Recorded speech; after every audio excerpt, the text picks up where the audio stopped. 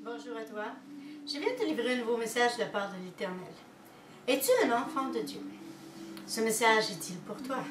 Oui. Es-tu un enfant de Dieu? Il est temps de se poser les bonnes questions. Sommes-nous différents, nous les enfants de Dieu, des hommes de ce monde? Il est écrit dans le verset Apocalypse 18:4.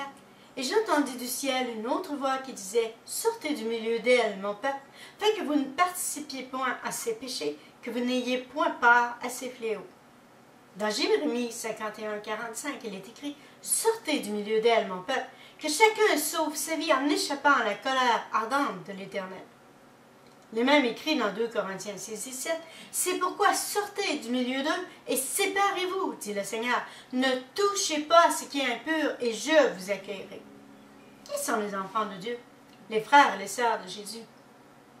Il est écrit dans le verset Matthieu 12:48, « Comme Jésus s'adressait encore à la foule, voici sa mère et ses frères qui étaient dehors cherchèrent à lui parler. Quelqu'un lui dit, « Voici ta mère et tes frères sont dehors et ils te cherchent à te parler. » Mais Jésus répondit à celui qui le lui disait, « Qui est ma mère, qui sont mes frères? » Puis étendant la main sur ses disciples, il dit, « Voici ma mère et mes frères, car quiconque fait la volonté du Père, qui est dans les cieux, celui-là est mon frère et ma sœur, ma mère. » Voici la vérité. Alors il suffit de s'ajuster avec cette vérité, non la nôtre, mais celle de l'Éternel, celle de Jésus. Malheureusement, les enfants de Dieu sont orgueilleux, un orgueil démesuré, se refusent de se laisser instruire et ils se croient au-dessus des hommes de ce monde. Oui, plusieurs agissent ainsi. Ils le seraient s'ils vivaient comme l'Éternel désire, non comme les hommes leur suggèrent et sous l'influence du malin. Il est écrit dans le verset Ésaïe 2:12, « Car il y a un jour pour l'Éternel des armées contre tout homme orgueilleux et hautain, contre quiconque s'élève afin qu'il soit abaissé. » Il est écrit dans le verset Jacques 4:6, « Il accorde, au contraire, une grâce plus excellente. C'est pourquoi l'Écriture dit, Dieu résiste aux orgueilleux, mais il fait grâce aux humbles. » Il est écrit aussi dans le verset Ésaïe 2:11, « L'homme au regard hautain sera abaissé, et l'orgueilleux sera humilié. L'Éternel seul sera élevé en ce jour. » Ce sont des vérités à recevoir. Oui, c'est inscrit dans la Bible. Les enfants de Dieu veulent recevoir, mais ils ne reçoivent pas. Ils croient qu'ils savent tout, alors, si c'était vrai, ils mettraient en pratique tout ce que l'Éternel leur donne. Ils ignorent que chaque jour, nous avons à apprendre des autres, mais surtout de l'Éternel. Oui, l'Éternel a déposé tous les dons au milieu de son peuple. Il est écrit dans le verset 1 Corinthiens 12:4, « Il a diversité de dons, mais le même esprit. Diversité de ministères, mais le même Seigneur. Diversité d'opérations, mais le même Dieu qui opère tout en tous. Or, à chacun, la manifestation de l'Esprit est donnée pour l'utilité commune. » En réalité et en vérité, qui peut les utiliser, ces dons? Qui veut les utiliser? Qui leur permet de les utiliser? Trop de gens mettent des barrières à l'Éternel, ainsi qu'aux enfants de Dieu, qui sont les ouvriers de l'Éternel. Croyant tout savoir, ils se refusent et se rejettent les uns les autres, se disant même parfois « c'est pour un autre que moi, ce n'est pas pour moi ». Certains se discréditent avant même que d'autres le fassent et les autres parfois détruisent le ministère de certains, croyant les protéger, mais en réalité, ce n'est que par jalousie et ignorance de ce que l'Éternel accomplit et leur ordonne de faire. Il est écrit dans le verset Matthieu 2:3, « Ne faites rien par esprit de parti ou par vaine gloire, mais que l'humilité vous fasse regarder les autres comme étant au-dessus de vous-même. » Combien passent à côté de l'œuvre de notre Dieu, de son plan, de leur mission, à critiquer, juger, repousser, dénigrer les enfants de Dieu ou les ouvriers de Dieu. Et ces mêmes gens croient que l'Éternel ne voit pas, qu'ils vont à l'encontre de ce qu'il attend d'eux. Il est écrit dans le verset Sophonie 2:3, « Cherchez l'Éternel, vous tous, humbles du pays, qui pratiquez ses ordonnances. Recherchez la justice, recherchez l'humilité. Peut-être serez-vous épargnés au jour de la colère de l'Éternel. » Les gens humbles le reçoivent, les gens orgueilleux disent « ce n'est pas pour moi ». Mais il est écrit que les orgueilleux seront abaissés par l'Éternel. Voyons ce verset qui dit dans Samuel, 2 Samuel 22-28, « Tu sauves le peuple qui s'humilie, et de ton regard, tu abaisses les orgueilleux. » Puis-je te donner aussi ce verset dans Psaume 31, 23-24. « Aimez l'Éternel, vous qui avez de la piété. L'Éternel garde les fidèles, et il punit sévèrement les orgueilleux. » Dans le psaume 138,6, il dit « L'Éternel est élevé, il voit les humbles et il reconnaît de loin les orgueilleux. » Bon, sache que ceci n'est pas dit pour rien, il faut bien comprendre que ceci est sérieux. Mais si j'en juge par tout ce que j'ai vu au milieu du peuple de notre Dieu depuis plus de 20 ans, certains laissent croire qu'il n'y a pas d'orgueilleux. Ah, le fait qu'ils soient enfants de Dieu, cela fait d'eux parfois, et sans exception, des orgueilleux de nature et même spirituellement. Oui, l'orgueil d'être enfant de Dieu, et ils voient les autres comme ordinaires, peu instruits, ne remarquent pas leur faute. Et j'oublie ces deux versets importants. Il est écrit dans le verset Proverbe 15,33 « La crainte de l'Éternel enseigne la sagesse, l'humilité précède la gloire. » Dans le verset Proverbe 18,12 « Avant la ruine, le cœur de l'homme s'élève, mais l'humilité précède la gloire. » De bons versets à retenir. Mais combien s'en rendent compte? Car ils se permettent de juger les hommes de ce monde, et même entre eux. Moi je te dis, n'entre pas dans ce jeu, n'embarque pas dans ce piège, car il est écrit dans le Proverbe 16,19, « Mieux vaut être homme avec les hommes que de partager le butin avec les orgueilleux. » Oui, trop de gens se croient suffisamment instruits, par contre tous recherchent le bonheur et la santé. Personne ne veut se faire dire quoi faire, quoi dire, ni quand et comment faire les choses. L'Éternel donne de bons conseils et des ordonnances à mettre en pratique. Et il veut que nous marchions sur le chemin de l'amour. Combien prennent ces conseils et les mettent en pratique, se laissent enseigner aussi. Je pourrais même dire, combien font le contraire de ce que son esprit désire et exige. Tout est bon à prendre de la part de l'Éternel, mais combien en veulent? Pourtant tous prennent ce qui vient de la terre comme bon et utile, même important, même si parfois cela vient des forces du mal pour les influencer. Moi je dis qu'ils manquent le meilleur, passent à côté du but, qu'ils ne sont pas dans le plan de Dieu et perdent gros en réalité, par ce comportement que l'Éternel refuse et condamne. Oui, ils perdent la vie éternelle pour plusieurs, mais même que plusieurs des enfants de Dieu ont rejoint les hommes de ce monde. Et il n'y a plus grand amour pour certains enfants de Dieu. Alors pourquoi le reprocher aux hommes de ce monde? Il est écrit dans Luc 16,8 « Car les enfants de ce siècle sont plus prudents à l'égard de leurs semblables que ne le sont les enfants de lumière. » C'est pas évident, hein? Toi, sais-tu pourquoi les hommes de ce monde se meurent? Pourquoi les enfants de Dieu se meurent aussi, en tout cas pour certains? Il est écrit dans le verset Osée 4,6 « Mon peuple est détruit, parce qu'il lui manque la connaissance. Puisque tu as rejeté la connaissance, je te rejetterai et tu seras dépouillé de mon sacerdoce. Puisque tu as oublié la loi de ton Dieu, j'oublierai aussi tous tes enfants. » Voyons, ça là, c'est écrit dans la Bible. Les hommes pensent vraiment qu'ils auront le dessus sur l'Éternel. Mais à quoi pensent-ils? Oui, ils rejettent et refusent ce qui vient du ciel pour leur bien et acceptent ce qui vient de la terre, tout ce qui est à leur disposition, et ne leur procure que du mal. Les enseignements du ciel servent à nous aider, nous enseigner concernant la meilleure façon de vivre, surtout en conformité avec son esprit. Certains diront que non. Alors, pourquoi ne mettent-ils pas en pratique? Pourquoi on ne voit pas de changement en eux et dans leur vie?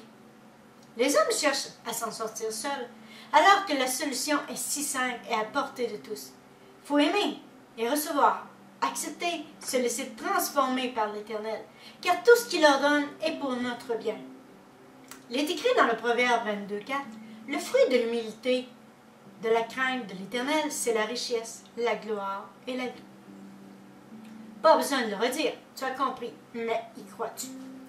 Ou si toi aussi tu te crois supérieur à ton Dieu, c'est le défaut des hommes de le diminuer et de s'élever jusqu'à le dénigrer, le refuser, le rejeter. Ils en oublient vite qu'il est Dieu et que tous les hommes seront jugés par lui. Alors il est normal qu'il ait donné tout ce qu'il faut pour nous aider, nous enseigner et même nous corriger. En réalité, il ne fait que nous aimer. Et nous voyons toujours le mal dans ce qu'il est, ce qu'il fait. Quand je dis nous, je parle de tous les hommes, hommes et femmes. Est-ce que tu sais pourquoi les hommes ont sorti la Bible des écoles? Pourquoi? De leur maison, de leur cœur. Que pour plusieurs, elle n'y a jamais été. En réalité, ceux qui la retirent ne savent même pas pourquoi ils ont peur de la vérité, de ce livre qui peut les aider. Est-ce qu'ils ont raison dans un sens d'avoir peur?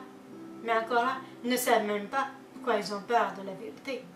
C'est qu'en réalité, ils ont peur de voir et de se voir comme dans un miroir qui ils sont, et qu'en réalité, tous les hommes sont privés de la gloire de Dieu.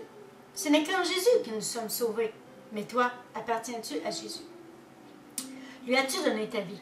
Il est écrit dans Romains 3, 23, car tous sont péchés et sont privés de la gloire de Dieu. C'est pas évident, ça. Il est écrit aussi dans Jean 14, 6, Jésus lui dit, je suis le chemin, la vérité et la vie, et nul ne vient au Père que par moi. Alors toi, sais-tu cela? Comprends-tu cela? Acceptes-tu ceci? Et dis-moi, es-tu humble pour vivre comme il désire et non orgueilleux, et te plaire à faire partie de ce monde? Il est écrit dans Jean 15, 19, ce que je vous commande, c'est de vous aimer les uns les autres. Si le monde vous hait, sachez qu'il m'a haï avant vous. Si vous étiez du monde, le monde aimerait ce qui est à lui. Mais parce que vous n'êtes pas du monde et que je vous ai choisi du milieu du monde, à cause de cela, le monde vous hait. Oui, rien ne sert de se critiquer, de critiquer les hommes, de critiquer les enfants de Dieu, les églises, car l'Éternel nous ignorera. Il connaît qui fera partie de son peuple. Toi, veux-tu faire partie de son peuple?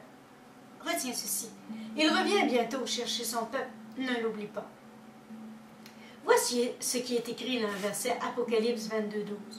Voici, je viens bientôt et ma rétribution est avec moi pour rendre à chacun selon ce qu'est son œuvre. Oui, l'Éternel enseignera à ceux qui veulent de lui et corrigera ceux qui ne veulent pas de lui. Que préfères-tu et de quel côté seras-tu? Par contre, que les enfants de Dieu ne pensent pas enseigner les hommes du monde s'ils ne veulent pas se laisser enseigner et corriger d'abord, parce qu'ils commencent par son peuple. Et s'ils ont décidé de vivre comme les gens de ce monde et de leur ressembler, alors ils ne peuvent pas se dire enfants de Dieu. Car il est écrit dans le verset 1 Pierre 4, 16, 19, mais si quelqu'un souffre comme un chrétien, il n'en est point honte, et que plutôt il glorifie Dieu à cause de ce nom. Car c'est le moment où le jugement va commencer par la maison de Dieu. Or, si c'est par nous qu'il commence, quelle sera la fin de ceux qui n'obéissent pas par l'évangile de Dieu? Si le juste se sauve avec peine, que deviendront l'impie et le pécheur? Ainsi que ceux qui souffrent selon la volonté de Dieu remettent leurs âmes au fidèle Créateur en faisant ce qui est bien. Ces gens ne sont pas idiots, comme plusieurs le croient. Si tu essaies de leur dire la vérité et que tu ne mets pas en pratique, ils le verront, notre Dieu aussi. L'Éternel te dirait même, regarde ce verset dans Luc 6, 42, il est écrit, ou comment peux-tu dire à ton frère, laisse-moi ôter la paille qui est dans ton œil, toi qui ne vois pas la poutre qui est dans le tien? Hypocrite, ôte premièrement la poutre de ton œil, et alors tu verras comment ôter la paille qui est dans l'œil de ton frère. Oui, comme c'est pas évident. Mais, encore là, il faut regarder à la lueur de la Bible. Oui, certains ont une poutre dans l'œil, ils ne la voient pas, d'autres ont une paille, mais qui ôtera l'un comme l'autre? L'Éternel le veut, mais qui le veut vraiment? Toi, le veux-tu? As-tu un esprit enseignable, dis-moi? Le fait que je te parle de la vérité, te choque-tu? Te laisses-tu aimer et transformer par les enseignements que je te donne au nom de Jésus maintenant? Ou si cela te passe 100 pieds au-dessus de la tête? Moi, je n'y peux rien si tu réagis ainsi, et toi non plus. Sache que l'Éternel voit si tu reçois, rejettes, critiques et condamnes tout, et même ce qu'il a institué en son nom. Quelle excuse auras-tu devant lui, devant ton Dieu, celui qui exige de toi que tu marches en ce monde comme il désire lui, pas comme toi tu désires? Ici, si tu reçois, te laisse enseigner, ou si tu critiques tous ces enseignements, même ceux qui t'enseignent. Mais sais-tu qui doit t'enseigner? Acceptes-tu ces ouvriers? Fais attention, car ceux qu'il a choisis sont précieux pour lui. Il est écrit dans le psaume 105, 15, « Ne touchez pas à mes oins et ne faites pas de mal à mes prophètes. » Gardons le silence, tu ne penses pas? Donc, te laisseras-tu enseigner par Jésus, soit directement par lui-même ou par ses ouvriers? Si tu lui appartiens déjà, recevras-tu, peu importe qui est devant toi pour te prodiguer son amour ou un enseignement. Il est écrit dans 1 Jean 2, 20, « Pour vous, vous avez reçu l'onction de par celui qui est saint, et vous avez tous de la connaissance. Est-ce ton cas? Dis-moi. » Pour ceux qui lui appartiennent, il est écrit dans 1 Jean 2, 27, « Pour vous, l'onction que vous avez reçue de lui demeure en vous, vous n'avez pas besoin qu'on vous enseigne, Mais comme son onction vous enseigne toute chose, qu'elle est véritable et qu'elle n'est pas un mensonge, demeurez en lui selon les enseignements qu'il vous a donnés. Ce n'est pas compliqué de savoir qui reçoit, qui écoute, qui se laisse enseigner, car il est écrit dans le verset de Matthieu 10,40 « Celui qui vous reçoit me reçoit, celui qui me reçoit reçoit celui qui m'a envoyé. » Dans Luc 10,16, il est écrit « Celui qui vous écoute m'écoute, celui qui vous rejette me rejette, celui qui me rejette rejette celui qui m'a envoyé. » Bon, ceci est très clair. Alors toi, écoutes-tu, reçois-tu? Tu fais partie de ceux qui n'ont pas besoin d'être enseignés parce que tu en sais suffisamment. Sache que cela fait plus de 20 ans que l'Éternel m'enseigne et je sais que je n'ai pas fini d'apprendre. Il me surprend toujours et il peut et veut le faire pour tous, pas juste pour ses ouvriers. Toi, le veux-tu? Ne te crois pas sage aux yeux de notre Dieu et des autres. L'Éternel peut t'apprendre beaucoup si tu lui ouvres la porte de ton cœur que tu le reçois. Peu importe la façon dont il veut agir, peu importe par qui il veut agir. Il est écrit dans le verset Proverbe 3,7 « Ne sois point sage à tes propres yeux, car l'Éternel, crains l'Éternel et détourne-toi du mal. » Nous sommes tous portés à penser et à croire que tout est acquis, que rien ne nous sera ôté, ou encore que nous sommes sauvés, que cela ne change pas. Mais en réalité, combien sont retournés à leurs habitudes qu'ils avaient avant d'appartenir à Jésus, ou encore qu'ils n'ont jamais abandonné leur vie? Pour certains, pour plusieurs, ne veulent rien savoir. Sauver un jour, sauver toujours, disent certains. Erreur, car il est écrit dans le verset Luc 3,9 « Déjà même la cognée est mise à la racine des arbres. Tout arbre donc qui ne produit pas de bons fruits sera coupé et jeté au feu. » Il est écrit dans le verset Apocalypse 3,5 « Celui qui vaincra sera revêtu ainsi de vêtements blancs. Et je n'effacerai point son livre du livre de la vie, je confesserai son nom devant mon Père et devant ses anges. » Pourquoi, à ton avis, ceci est écrit et décidé par notre Dieu? Ne sais-tu pas que tu dois travailler à ton salut, persévérer et garder la foi? Écoute maintenant ce verset où il est écrit Philippiens 2,2. « Ainsi, mes bien-aimés, comme vous avez toujours obéi, travaillez à votre salut avec crainte et tremblement, non seulement comme en ma présence, mais bien plus encore maintenant que je suis absent. » Ce verset de Pierre 1,5-11 qui nous dit « À cause de cela même, faites tous vos efforts pour joindre à votre foi à la vertu la science, à la science la tempérance, à la tempérance la patience, à la patience la piété, à la piété l'amour fraternel, à l'amour fraternel la charité. Car si ces choses sont en vous et y sont en abondance, elles ne vous laisseront point oisifs ni stériles pour la connaissance de notre Seigneur Jésus. Mais celui en qui ces choses ne sont point est aveugle. Il ne va pas de loin et il a mis en oubli la purification de ses anciens péchés. C'est pourquoi, frères, appliquez-vous d'autant plus à affermir votre vocation et votre élection, car en faisant cela, vous ne broncherez jamais. C'est ainsi, en effet, que l'entrée dans le royaume éternel de notre Seigneur et Sauveur Jésus-Christ vous sera pleinement accordée.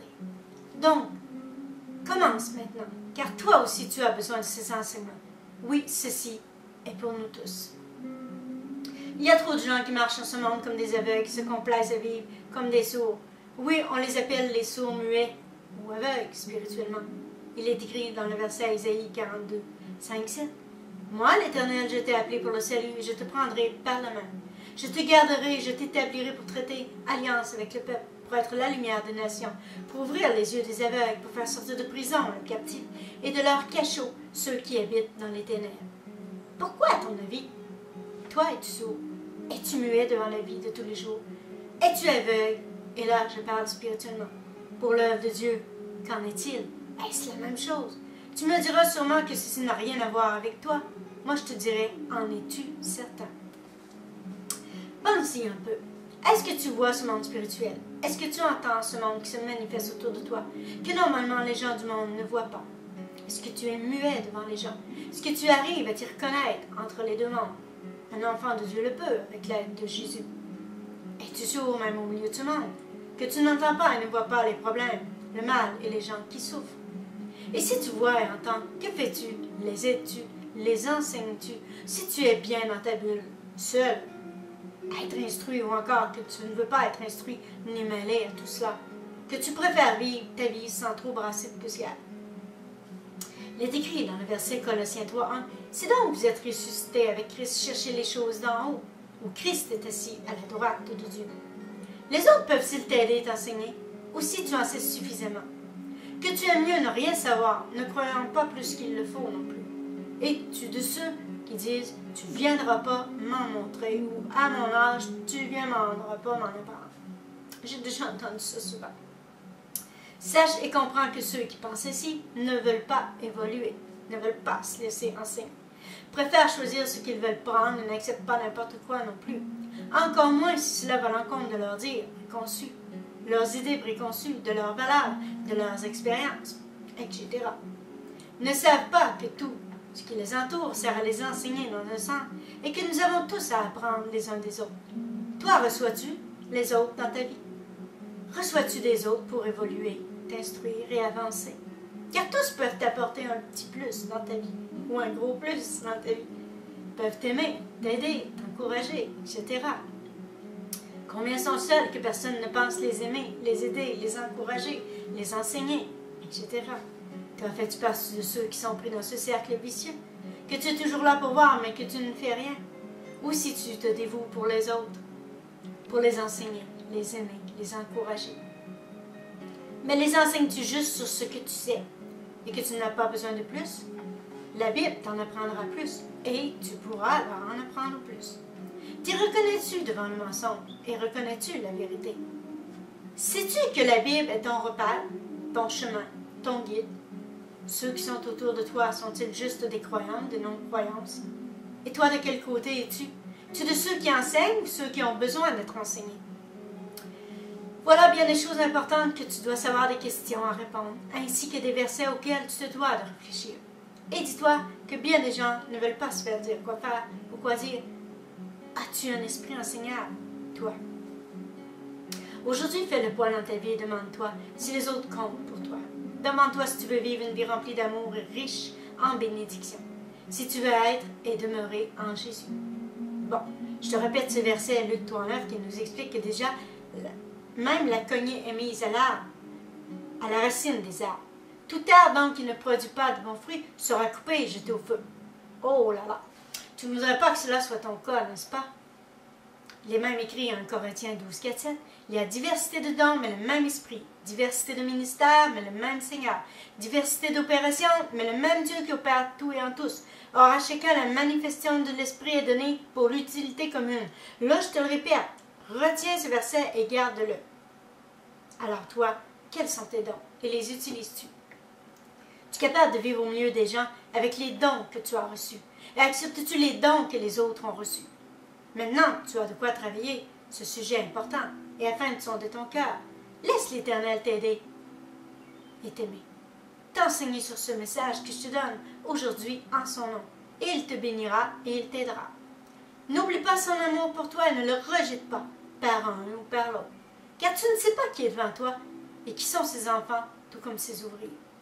Il est écrit dans le verset 1 Corinthiens 12:27, « Vous êtes le corps de Christ et vous êtes ses membres, chacun pour sa part. » Tu peux t'imaginer bien les choses, mais plusieurs travaillent dans le secret aussi. Même que certains sont en formation, d'autres travaillent sur le terrain. Toi, où te situes-tu concernant l'œuvre de notre Dieu? Comprends-tu ta mission et ta place, ta position? Commence par faire cet examen de conscience et demande à Jésus de t'éclairer, de t'enseigner suite à notre entretien. Selon ce que tu as besoin d'apprendre, car tous ne sont pas rendus au même niveau spirituellement. Tu as aussi besoin d'apprendre, soit de moi, des autres. Mais le seul qui gère et enseigne, c'est l'Éternel. Ne l'oublie pas. Oui, il guide son corps sur la terre. Et toi, fais-tu partie de son corps? Je vais te lire un passage de la Bible qui t'expliquera ce que tu n'as pas compris, même si on te l'a déjà dit, ou encore ce que tu dois savoir que personne ne te l'a expliqué, malheureusement. Il est écrit dans le verset 1 Corinthiens 12:11-20, « Un seul et même esprit opère toutes ces choses, les distribuant chacun en particulier comme il veut. Car comme le corps est un et a plusieurs membres, et comme tous les membres du corps, malgré leur nombre, ne forment qu'un seul corps, ainsi en est-il de Christ.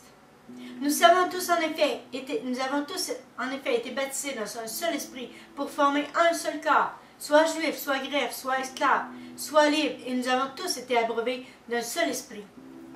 Ainsi, le corps n'est pas un seul membre, mais il est formé de plusieurs membres. Si le pied disait, parce que je ne suis pas une main, je ne suis pas du corps, ne serait-il pas du corps pour cela?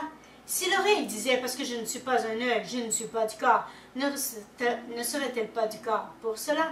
Si tout le corps était œil, où serait l'ouïe? S'il était tout ouïe, où serait l'odorat? Maintenant, Dieu a placé chacun des membres dans le corps comme il a voulu. Si tous étaient un seul membre, où serait le corps? Maintenant, donc, il y a plusieurs membres et un seul corps. As-tu bien compris ce message? Je préciserai, as-tu reçu ce message? Et que tu dois recevoir des autres aussi. Et partager toi aussi ce que tu es, ce que tu vis. Car tous sont des membres importants sur terre, surtout s'ils sont nés de nouveau et appartiennent à Jésus. Il est écrit dans le verset Jean 3,3, Jésus lui répondit, « en vérité, je te le dis, si un homme ne naît de nouveau, il ne peut voir le royaume de Dieu. » Alors sois sage et raisonnable, ne néglige pas ce fait ni ce verset important, et donne ta vie à Jésus, et il t'utilisera, oui, il t'accueillera, mais n'oublie pas qu'il en utilise d'autres aussi, pour le servir et pour le bénir. Moi je te dis, passe une belle semaine, et sois béni au nom de Jésus. Amen.